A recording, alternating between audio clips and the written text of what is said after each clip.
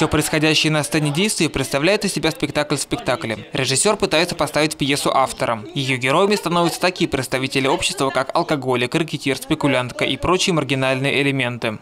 Академии наук, танцы под гармошку. Среди них есть и интеллигентный еврей в шляпе и очках. И вот они все вместе попадают на необитаемый остров. Автор пьесы надеется, что это испытание сможет изменить их мировоззрение и мораль. На острове они приходят к необходимости организовать некое подобие государства. Еврей создает демократическое правительство, однако его свергают. Спекулянтка пытается силой заставить всех работать, в качестве аргумента используя вооруженного алкоголика. Однако и эта попытка рушится. В финале герои съедают своего автора. В отчаянии режиссер прерывает постановку.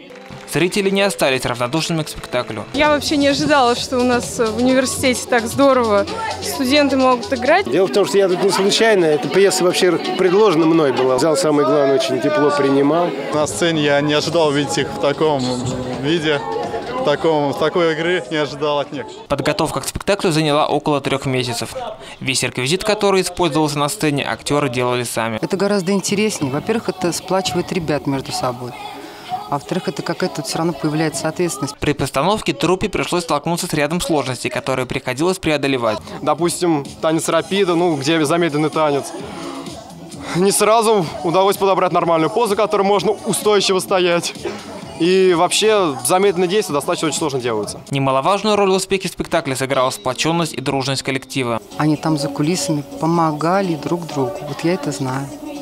Это самое замечательное. Премьера «Философия безнравственности» состоялась. Это значит, что театральная студия будет работать над новой пьесой, чтобы снова и снова радовать нас, зрителей, своими постановками на сцене университета. Максим Шалумов, Леонид Новиков, специально для «Стрелы времени».